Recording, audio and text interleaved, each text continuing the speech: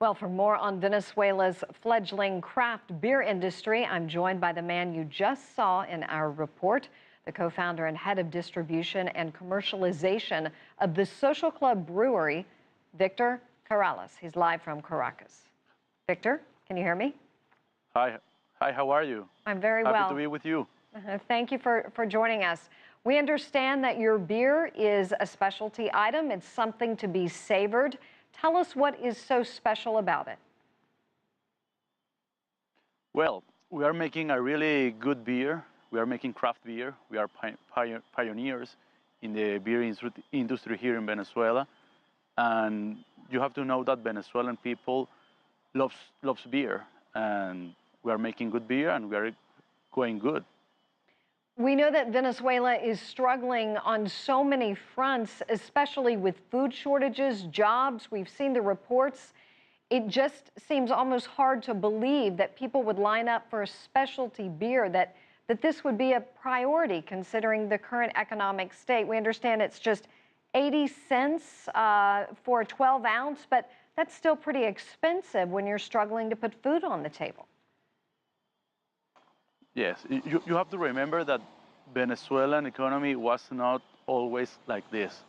We used to be a rich country. We used to be like a good country. We have been in a strong crisis for several years, but there are still some people that can travel and have seen a lot in the world, you know, and when you sell the quality of the beer we are making here for that price, you can imagine that it's the cheapest beer in the world, because we have to buy all the ingredients in other parts of the world. We have to import it.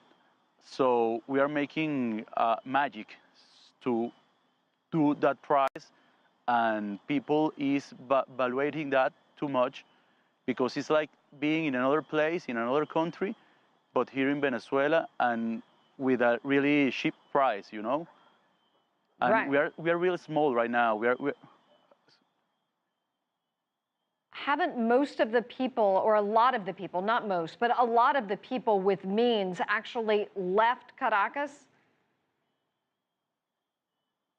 Excuse me? Have a lot of the people with a lot of money to spend, extra money, actually left Venezuela, or are they still there? We are not talking about wealthy people. We are talking about average people, you know? The thing is that the crisis is really strong, but if you have, let's make the exercise, $100. You can do anything with $100 outside Venezuela. Here, you can buy whatever you need, you know, and people is making that trade-off. If I go to any other place in the world, everything is going to be much more expensive. And if I don't have all the money I need, I stay here and I try to live the better I can. And there is a segment of the people which is living like that. If I can't go for vacation to another place, I stay here and I try to live a little better than I could do it in other place, you know?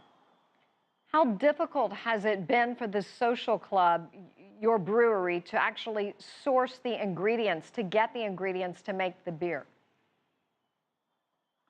We have to buy it outside. We have to buy dollars and we have to buy it outside. Nothing to make the beer is made in Venezuela.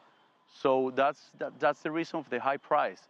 And I mean, it's not a high price. We have to buy the same that any American brewery has to buy, and they have it in their own backyard. I have to bring it here to Venezuela. I have to pay the shipment cost, and even that, I sell it at a lower price. Of course, I have a lower price in other things, but the 70% of my structure cost is the raw material.